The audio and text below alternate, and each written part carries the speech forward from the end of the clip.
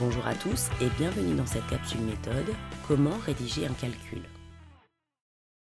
Quand on vous demande de faire un calcul dans un exercice, trop souvent les élèves se contentent de donner le résultat et ne comprennent pas pourquoi c'est compté faux dans une copie. Pour rédiger une réponse utilisant une relation entre grandeurs, il ne faut pas se limiter au résultat du calcul. Toutes les étapes doivent apparaître. Prenons l'exemple d'un énoncé dans lequel on vous demande de calculer la masse d'éthanol contenue dans un volume de 50 ml. La première étape est d'identifier les grandeurs dans l'énoncé, indiquer leurs symboles, valeurs et unités. Dans l'énoncé, on nous demande de calculer la masse d'éthanol, on nous donne le volume d'éthanol, ainsi que la masse volumique d'éthanol. On indique dans l'exercice les données et on n'oublie pas de préciser de quoi il s'agit. On met en indice éthanol. La deuxième étape consiste à écrire la relation littérale à utiliser, c'est-à-dire la formule avec les différentes lettres représentant les différentes grandeurs. On sait que la masse volumique d'éthanol est égale à la masse d'éthanol divisée par le volume d'éthanol. L'étape suivante consiste à transformer la relation littérale pour exprimer la grandeur à calculer en fonction des autres grandeurs. En l'occurrence ici, on cherche la masse d'éthanol. Donc on va exprimer la masse d'éthanol en fonction des deux autres grandeurs. Dans l'étape suivante, on vérifie si les unités des données sont cohérentes entre elles, sinon il faut les convertir.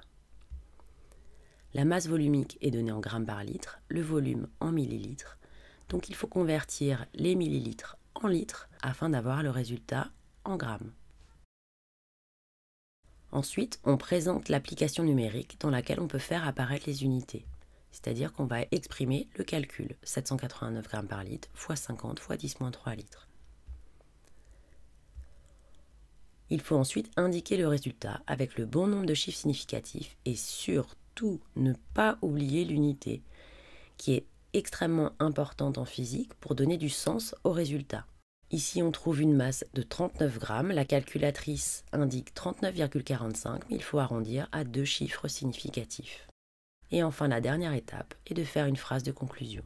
Par exemple, la masse d'éthanol contenue dans un volume de 50 ml est de 39 grammes. La réponse rédigée ressemblera donc à ça.